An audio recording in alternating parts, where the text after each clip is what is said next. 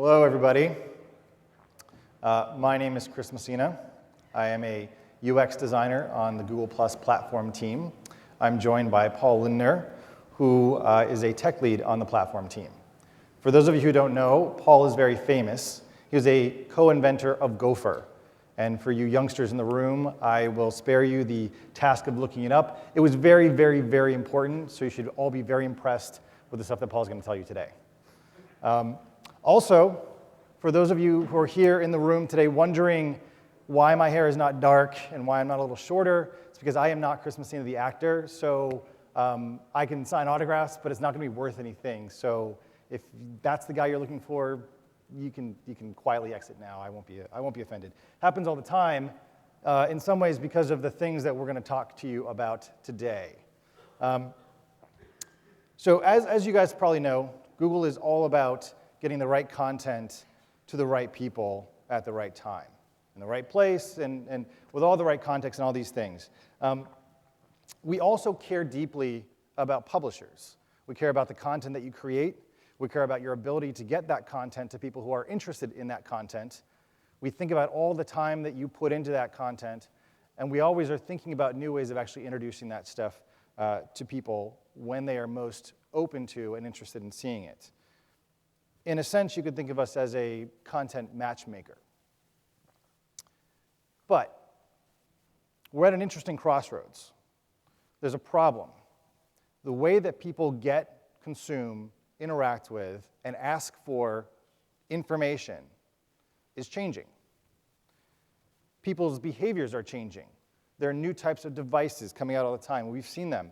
And so we need to work together, Google, publishers, people who put things on the web, people that create things for the internet, people who create apps, to solve what I think is going to be an increasingly interesting and very, very challenging problem for all of us in order to create better content experiences for people. In other words, what worked in 1998 when Google got its start, essentially mapping the web, mapping all the relationships, sort of like the original latent, fuzzy social network that was out there, that doesn't really work that well anymore. It works pretty well for us, and it works pretty well sort of in general, but I think increasingly the way that people ask for information is becoming less specific. People are constantly interacting with computing devices that don't have keyboards. So they're asking for things without as much context or without as many words as they used to look at. We know that, for example, query lengths are actually becoming shorter and smaller because people are doing more and more searches on their mobile phones. So given all that context and given that behavior change, how do we still deliver content to people with less information coming from people about their requests? In other words, before, we used to be able to look at those input strings that people would type into Google and then make a bunch of assumptions, both about the input as well as about your content, to make those connections come together. But now that there's so much content on the web, now there's so much information out there, we need to start becoming more precise. This is actually one of the reasons why Google Plus exists. Google previously didn't have a very strong notion of a person, nor of a person and their relationships. We were able to extract different types of information from different contexts, but we actually needed more help from people to tell us who are the most important people to them, in terms of the people in their photos, the people that they send messages to, the people that they interact with and put into their circles. It's very, very important information that allows us to create better experiences for people that create deeper, lasting relationships. We also need more context about the things that people are interacting with in the world, and we need more context about the content that you're producing. So as a designer, this is what's really exciting to me about where the web is going. With things like Schema.org, all the different markup that we're able to put out there with the Moments API and a bunch of stuff that Paul's going to talk about, we're able to get much more precise to deliver much better experiences to people. And some of those experiences include the kind of like new maps that you saw today, where you're able to search for things like, show me things near where I am now, and it makes assumptions, and it's able to like deliver very precise solutions to you. Things like self-driving cars. We know so much about the world because of the structured data that a lot of companies have been producing over the last couple of years. With things like Now and anticipatory search, we're able to deliver stuff to people before they even know that they need it, and we're able to deliver things with interfaces that are like, OK Glass, or OK Google, and we're able to deliver stuff to them that could be your content. So With that sort of background, I'm going to turn it over to Paul, who's going to give you much more specific information and ideas about how you can add more markup, make better connections between Google and your site to help your content get to the right people at the right time in the right context. Thanks, Chris. Thanks for that really inspiring explanation of sort of why this really matters. And by the way, you're also much more than just the same name as an actor. No. This is the guy who actually brought us the hashtag. So I'm sorry. For good or for bad, it's his fault. But anyway, so I'm an engineer on the Google Plus platform. I really care about content and tools. And every day when I get up in the morning, I think of kind of these three things. Number one is, how can I make tools that make your job easier and make it easier for publishers to do cool things? How can we make tools and systems that are meaningful, that deliver value to you, the publisher, but also to your users and Google's users? And also, the one final thing, and this is something that Chris cares about a lot too, being a designer, is we want you to really look good on Google.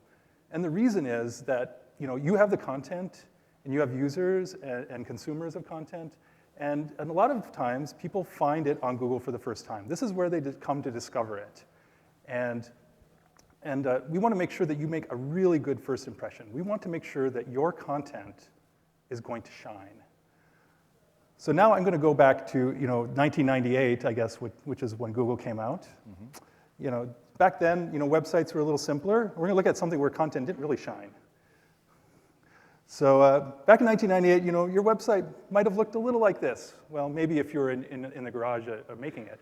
But back then, HTML tags were uppercase. The blink tag was considered maybe a kind of a cool idea, and frames were just sort of there from the beginning. So we're going to actually try and make this site look good, because your first impression that users see might actually kind of look like this if you don't do the right stuff. So let's jump right in. So the first thing that we did on the Google Plus platform was to offer a way for users to recommend content. And the way that they do that is the +1 button. So the +1 button is really kind of the first place you want to start. It's sort of the first place we started. So actually, let's actually look at adding it to this to our nice little pretty site. Well, maybe not so pretty. So to do that, and how many people here have actually added a +1 button to their site? A lot. So most people, you can just sort of ignore this part. But anyway, just keep with me. It's actually really useful. So you'll find a few tips. But the first example here you can see is our +1 JavaScript. And back in 1998, JavaScript, was it even there? Anyway, it was kind of a novelty. But now it really powers our entire platform. And once you have Google's JavaScript in your page, then there's all kinds of interesting things that happen. So the easy way is you could do something like the piece of script above, where you actually just add a line to your head. We'd actually prefer if you use the second example. Why? Because it's an asynchronous loading of the JavaScript. And it basically, we don't want to get in the way of users seeing your site. We just want to get in there and in the background and then enhance it after there's the interaction. So to be clear, these are two different options. I can choose one or the other, but not both. Right. Okay. So we've added that to your site. We've unlocked the potential. So let's add that +1 button. You have a black screen. So let's just suffice to say that you can add a +1 button to your site, and it will be very, very easy with a div tag on your site. So we're having some technical difficulties, but we'll just skip right ahead. So once you have the +1 button on your site, and users are starting to click on it, you're going to see that count go up.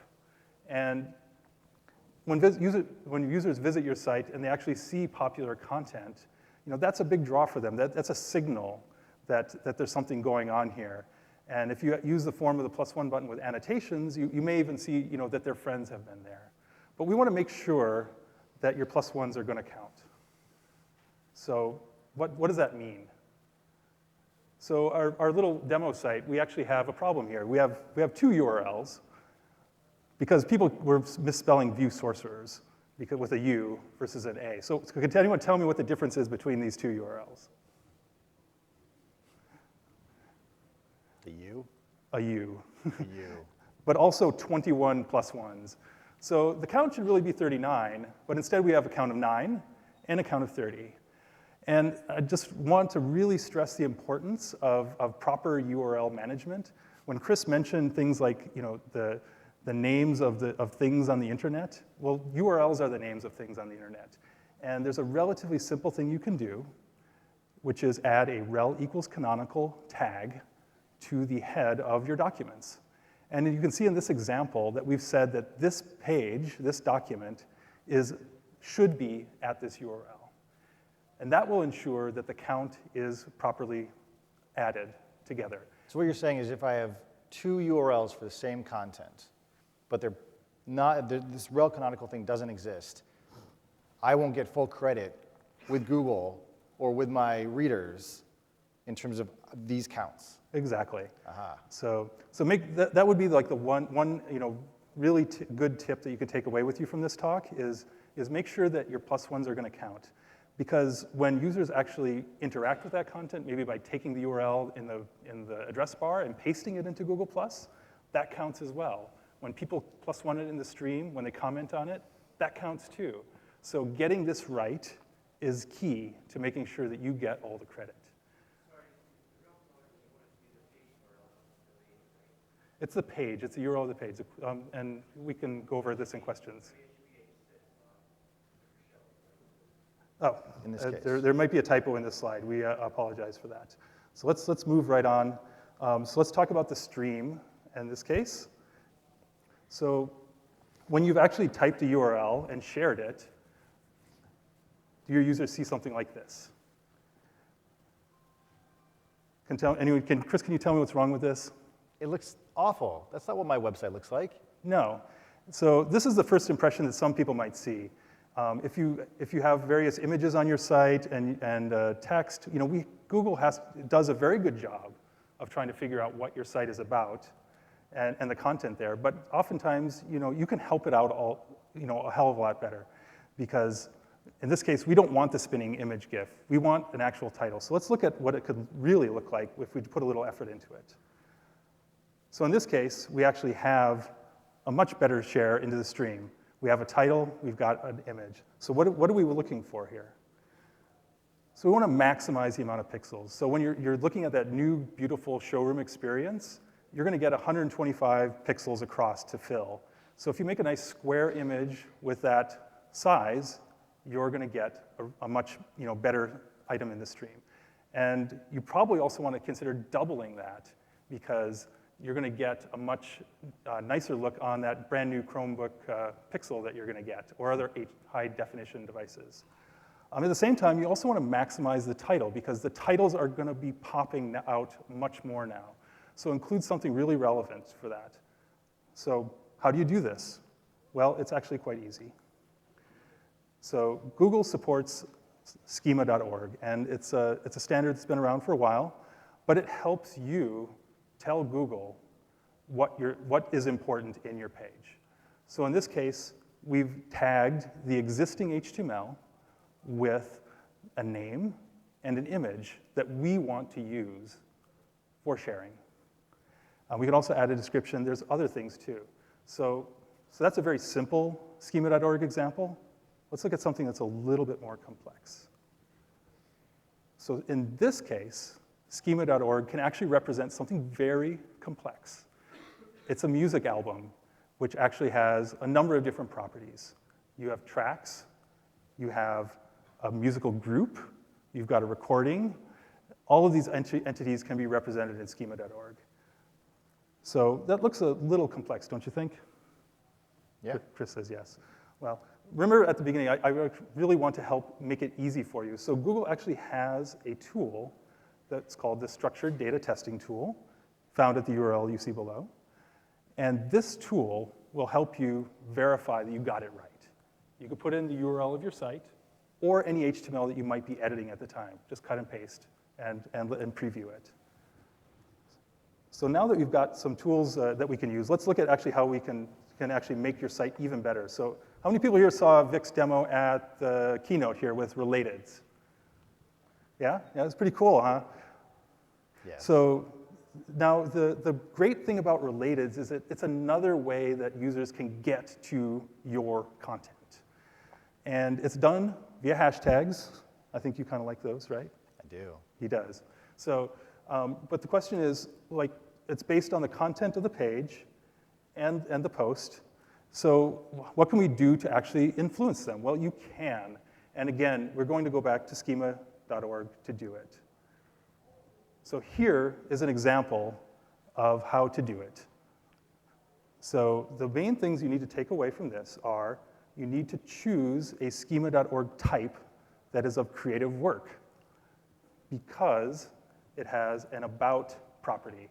The about property can tell you that this document, this entity, is about another entity. And there's a new tag that's just been announced. It's actually still in progress a little bit in the W3C working group, but it's called same as. And in this case, we have a couple of examples of linking this content to a different entity. So the way you do that is by using a URL. And it could be any URL, but it could be a Wikipedia URL. It could be an IMDb URL if it's a movie. It could be anything you really want that's something stable. But we're going to choose a Freebase URL. Is everyone here familiar with Freebase? I don't see any hands, so I'm going to tell you a little bit about Freebase. So how many people here know about knowledge cards? You've seen them in search, right? Okay, I'm pretty sure there's a bunch of nods here. So Freebase is the database of entities that is maintained by Google. So they have an entry for pretty much everything that there is: songs, music, books, even just abstract concepts like irony or public speaking. So in this case, we've chosen two different URLs. The Freebase URL above is a link to electropop. It's a topic. And the second one is a link to a specific song on Wikipedia. So what this means is when Google looks at this content, it was able to understand that this content is about these topics. And that is what it uses to build those amazing hashtags. And the net benefit for you is that your content can now be seen in more places. Let me provide a little context for this. When I first started using the hashtag in 2007, I basically needed a way to tag conversations that were going on that network, right? There was no way to do it. A lot of people wanted us to sort of create these groups, these sort of places that people would go to have conversations about things. And I was really lazy. So I was like, well, look, I've got a phone, I've got SMS. I want to be able to label my content when I'm on the go and not even have to think about it.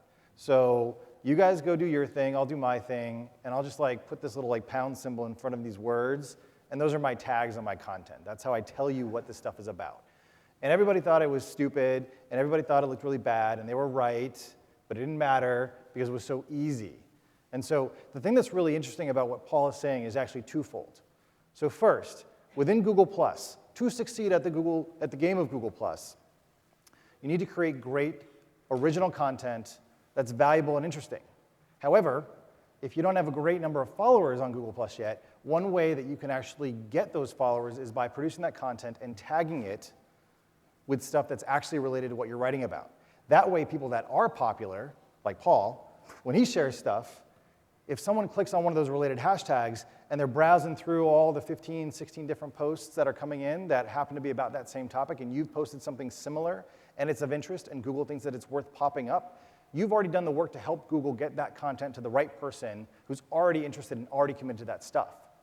So by, first of all, tagging your content in Google+, that helps. Secondly, by adding this kind of markup to your web pages, that allows Google to then take that content that's flowing through Google, and all these different contexts that Google touches, and again, know that what you mean is that this is content, in this case, that's similar or related to or the same as some other content. So when I go, okay, Google, I'd like to hear a remix of Like a G6, Paul's song, my song, our song has the chance of actually showing up in the results, in whatever format that may take. whether it's a related post, whether it's something in Glass, or whether it's in search. So that's why this is really important and really critical to think about when you're actually composing your content and marking up your pages. Thank you, Chris. So let's move on from talking about relating content to other content to relating from you, the publisher, to your users. So back then, you might have actually had one of these on your site, and people might have emailed you, and you might have emailed them back. But Google Plus now has a much better way of maintaining contact with your users, and that's by creating a Plus page. Plus pages are available for most different categories of entities, whether you're a small group or a rock band. Publishers obviously may probably fall under the brand category, but in any case, you can go and very quickly create a Plus page for each of the different entities that you have. So the thing is, once you have a Plus page, you need to really stand out. And to really stand out, you should definitely use some of the new features that have come with upgraded Google Plus profiles. I think this is a pretty good, interesting Plus page, don't you think? It's a good start. It's a good start. Okay. Any case, so what makes a good Plus page? So, well, number one is that big, beautiful cover photo. You really want to make it pop. Bigger is better. Again, focus on the high res, focus on the pixels. You want to make sure that the bottom 12% looks good too, because you're going to see what it looks like that, sort of scroll down. Make sure you don't have any weird overlaps between your profile photo and the cover photo. If you don't put like a whole bunch of text on your cover photo, it might come out looking not as you expect. And again, the same thing applies to profile photos. Make them big, make them pretty, and also just be aware that, as you can see, your profile photo is going to be in a circle in some contexts, and also as a square in other contexts. And if you're feeling really creative, you can also use animation. And we've had a couple of Plus pages that have done some really crazy stuff. Just amazed. So if that's your thing, there's a whole talk that's going to talk about building audiences using things like Plus pages by Amy Wolgenbeck. That's tomorrow, so definitely give that a try if you are in that sort of category. So if there's one thing that you can take away from this, though, is that I'd want you to do is to link your Google Plus page to your site. And that unlocks a number of features, and I'll go over to them in just a second, but if you haven't done it already as part of the creation process, just go to your profile as a Plus page and add it to your link section. So once you've done that, once you've added the link to your site for your Plus page, you need to verify it. And to verify, you need to make the link back to your profile, or to your Google Plus profile. So it's very easy to do.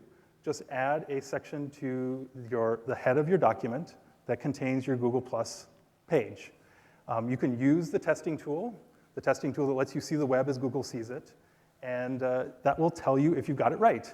And then what happens in a day or two, you're going to get this little checkbox next to your Plus page and your site.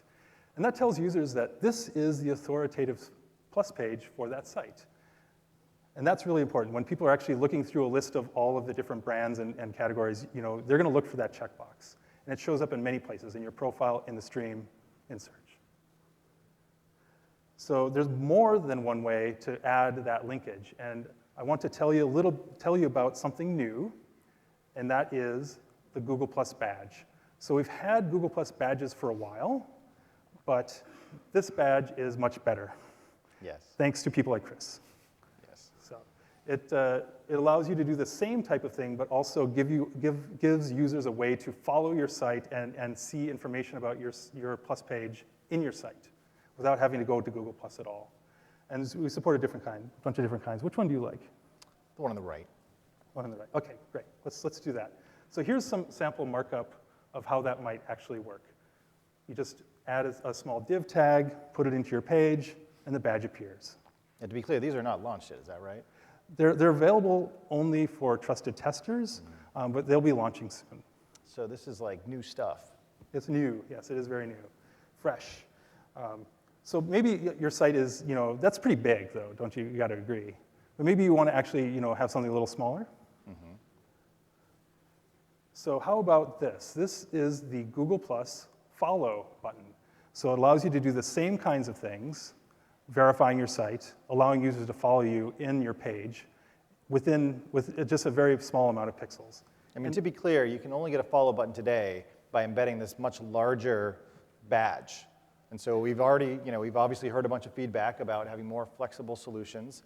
And so we're putting this follow button out in preview right now. So there's a lot more flexibility in terms of where you can put this badge and how you can make it look. Yep. Awesome. Thanks. So you've got your follow button. You've got a badge. So follow buttons also work for people too. So here's our little song as well. So it works for both contexts, and it's actually great to put it on a byline like that. It just appears right in line, so people can just follow you. So speaking of authors, so like someone who writes lyrics is an author, don't you think? Yeah, for sure. Photographers, Yeah.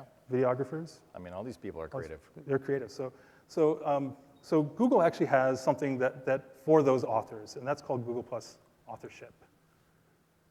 So here's an example of a search result that I did for myself, for our little project. Look at that bottom result. What do you notice? There's a face. There's a face, yeah. There's a name. Yeah.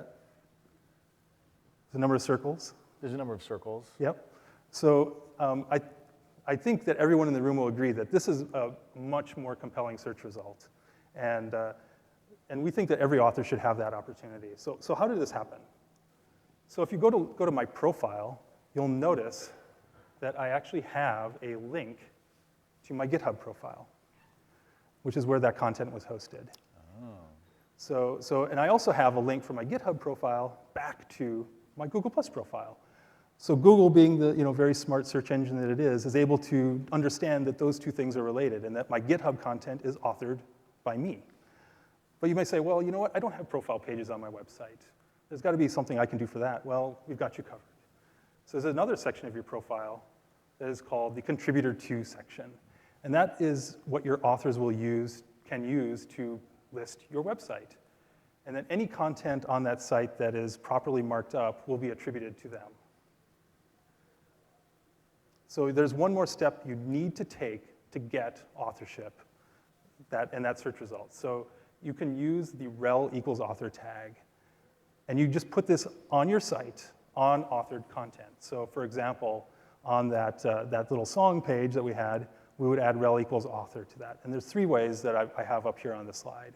One is you can put it in the head of the document. It's invisible, and you're done. Second one is you could use a badge or follow button with the rel equals author tag. You're done. And then the third way is if you actually have a link to your Google Plus page directly, you can just, again, add an attribute, a rel attribute with the author value. And you're done. So that's one way of getting some really cool content into search. There might be one other way. What do you think? What else appears in search results? I don't know. Tell me. It is ads. Of course. Of course it's ads. Of course. So one other thing, by verifying your Plus page, you get one other benefit that is really cool.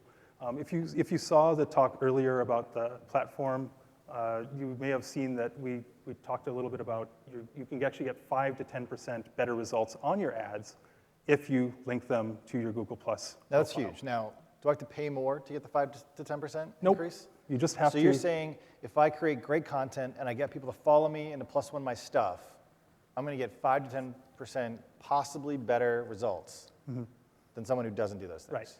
And you also get this benefit, your ads will show up with your number of followers, and they'll also include a link to your profile. And clicks on that link, you don't have to pay for. And with Google's new enhanced campaigns, it's really just a matter of adding your Plus page to your ad campaign, and you're done. And if you really like the search stuff, I definitely recommend you check out John and Ardon's talk, which is actually following this, which is all about other great ways of getting into search results. So Chris is going to tell us a little bit about mobile recommendations, which is a new thing that we just launched on Monday that is really cool. So the thing that's important about mobile recommendations, and what I'm going to show you next, is that this is actually bringing together all the techniques that Paul just described. So from the rel authorship to the canonicalization to adding the badges to adding following links and plus ones, what we want to do is make it possible for people who are coming to your site, who are on mobile, to be able to find content that you've produced when they're most interested and most compelled to actually find the next link of what to read. So the way that this works is that you go into the Plus page console, control panel essentially, sort of log in as the page owner. And from here, you click for your site. So basically, these are the controls that enable you to take the Google Plus experience and start adding more features to your site without doing any extra work besides adding that layer of JavaScript that Paul first described. All right. The first thing that you'll have to do is, of course, the one-time setup. This, of course, happens one time, as it suggests. If you've already got +1.js on your site, you're almost all set. But there's one very, very important thing that you need to do. You need to add your publisher ID. So your Plus page ID gets added as a unique ID to this call. The reason why this is really important is because you want to get recommendations of your content when users are seeing these recommendations. This is what tells Google what source of data to basically use when presenting those recommendations to people. So essentially, it's like, hey, here's that unique ID that represents us in the Google ecosystem. Start showing those content recommendations to people who are visiting and browsing my site on mobile. OK, and so once you come back here, you've completed that one-time setup. All you have to do is turn this on. There are a couple more details in here for more control that you can look at, which I'm not going to go into. But users are essentially able to get information from the same author, right? So if this is a really compelling article and you really like the author and what they've had to say, boom, recommendations, more from that author. You're able to get stuff related to topics. Remember like the hashtag stuff that I talked about? This stuff happens in mystical ways. We will bring this content to the right people if you tell us what it's about and you let us know precisely what people are probably looking for when they want to come to see your content. And of course, +1 content. So for people that are visiting your site and have friends that have +1 that content, we're able to deliver those recommendations through the lens of your friends. So other people like you, people that you know, people that are in your circles who have +1 content on that site are now delivering content to you through this recommendation product as well. And so, again, these are all different ways for getting content into Google, making it more contextual, adding the power of Google and the Google Content Network to your site. And of course, don't forget to add your hashtags to everything you do, to your Cheerios and your vegetables. It's really important. And I guess lastly, after I/O, I mean, obviously there's a bunch more content coming up. But we do recommend that you follow us on Google+, because we're also in this ecosystem, and we want to make sure that our content gets to you at the right time, the right moment when you're most interested. We have a Plus page, Plus Google Plus developers on Google. We have office hours coming up, and you can contact us via our profiles. That's awesome. Thank you. So we have a little time for Q&A. Thanks. And if you do have questions, please come up to the mics. I think this is either being recorded or live broadcast, or It's recorded. Martians are listening somehow. Anyways. And also, after this talk, we'll be over at the Google Plus office hours to answer any further questions you might have. Yes, you on the left. Hi, Tantak Chelik from Mozilla. First, I wanted to applaud you guys for doing a good job with the rel values and with connecting profiles to sites with the publisher and the author and me and all that. It's been really good to see Google Plus sort of spearhead that and make that happen for the broader open web community.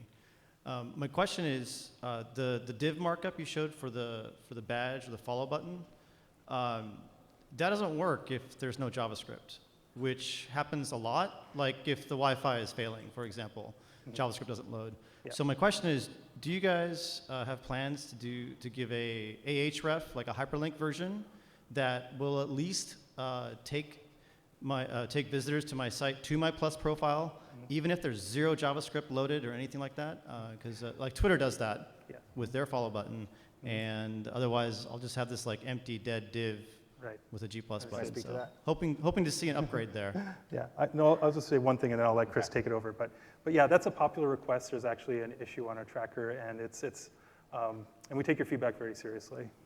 Yeah, I mean, I would say two things. First, you actually can get a badge, which is just a standard ahref image, old school web, totally works, no JavaScript, images turned off, all that good stuff. So that solution does exist.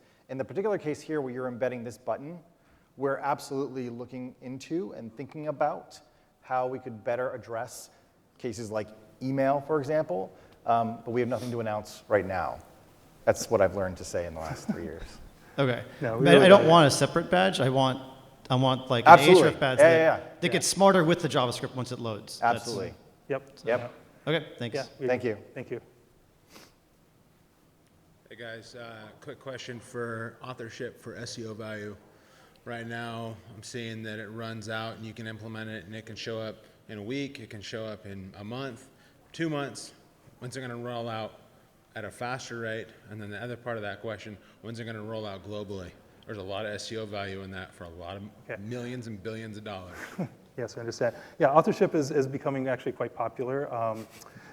For good reason. For search engine optimization, because if you can make the content more relevant to the people, then it's much more valuable. So to each of your questions, so when's it going to roll out globally?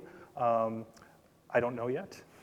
But the authorship team continues to make great strides in making it more and more useful. And then the first question was, do you remember? I mean, globally versus speed. Globally versus speed. Oh yeah, the speed. So they've done a couple of things recently. One is that if you've registered for authorship by using your email address, you'll actually get an email when it's been turned on. There's an alternate form of authorship that relies on your email address as well. So if you go to plus.google.com/authorship and sign up with that, that will at least alert you to the fact that when it's going to happen. And I'll take your concerns back to the authorship team and let them know that you're impatient. I know we're all impatient with these kinds of things because they're really cool. Hi. So this is semi-related at best, I suppose. I've been a great follower and proponent of the whole Google Plus vanity URL thing. And every time I speak to anybody, and I do speak to a lot of Googlers, it's like, well, we don't know. They're trying to automate it. And so I'm just kind of wondering what's the overall scope and sort of scheduling for giving, the vanity URLs a little bit more efficiently and effectively. No, okay. So the vanity URL process. So Google Plus does support vanity URLs, but they're not like other vanity URLs you've probably seen. Basically, vanity URLs are given to profiles that have significant traffic and followers, and so it's a process that is not quite the same as you're expecting. So you can't just say, please give me a vanity URL. It's an automated algorithmic process like a lot of the mysteries of Google. But the main thing you can keep doing is engage with your audience and build your following, and the vanity URL option is then maybe possible. There's also a web form you can fill out that you can use to request it. So there's, again, nothing new on that front right now. Okay, thank you. On the same as for the schema, Yes. it seemed like it would be really helpful, but on the other hand, it seemed like a spammer's delight, so that I would just tag everything under the sun, and just try to show up everywhere. How are you going to prevent that from being abused? So really, same as is. So the question is, what is to stop people from spamming it and just totally blowing up the hashtags? Well, the one thing is it's a suggestion, and as anyone knows, with people using links in Google, tags. Meta tags. yeah, or meta tags, or it's any number of things. So Google is quite good at figuring out if the content on the site is actually somewhat related, or if it's something wildly divergent. So we're going to continue to use our techniques in this space, just like we use it with regular links. The main thing is that if you do it well, you'll see results, and then hopefully our algorithms will do a good job, and I think they will. On one other separate question, I don't know what you call them, data cards or whatever in the search, and you end up with The knowledge cards? Knowledge cards on the right. Trey here is quite popular on Google Plus, but we don't get that data card. But everything's circled around his individual profile page. We don't have a business page. Is a business page required to get that data card or those profile card? I mean, I think there's a couple different answers, and you can probably add more context. It again falls back to sort of like the Google magical approach, where it's based on a lot of different things. Oftentimes it's based on actual queries, what people are searching for in terms of what shows up there. And for individuals, we will source data from the profile. In other cases, there's stuff in the knowledge graph, and so that's where that comes from. Right. So it's a little bit of magical mystery meat that sort of like is what is produced there, even though it tastes delicious. So it's not specifically like a business profile gets it versus. No. But maybe we could come afterwards because we'd like a few tips because it would seem to me like his might work nearly 100% of the time. But yeah, we can talk after. Yeah, for sure. Yeah, there's a lot of complexities involved, and but definitely profiles are supported as knowledge panels, certainly. Just search for Britney Spears. All right, looks like we're out of time. Do you want to get yours in quickly, Danny? I got like 5. If I redirect, you're going to count all the shares from the previous URL to the new one? Okay, so this is about canonicalization. We told you to use rel canonical, and that is the best way. We have other ways. They may not be as explicit or easy, but we generally do detect redirects as well, and we may be able to make sure that your old content gets there. It may not happen overnight because it's a gradual process. As we recrawl the web, we look for things like redirects. We look for things like meta refreshes and other markup that tells you that this page is that other page. So there's a number of techniques used, but over time you should see that if you do like rename your site, for example. Well, but say you have a page, it's an old page and it's got 500 plus ones on it, and for some reason you need to rename the URL of that page. Typically you would redirect to where it was going to go. Yeah, and it sounds like you're saying that the canonical, I don't see how the canonical is going to help you in that. Okay. If you have 2 different pages that you serve up on 2 different URLs and they're really the same thing, use a rel canonical. Right. There's a whole bunch of articles in Webmaster Tools, and I'm also happy to talk to you later on about this. But the other thing I'll just stress is that, like, if you're moving websites, at least redirect the old site to the new site, and that at least gives us some information to go on. Okay, thanks everyone. Thank you.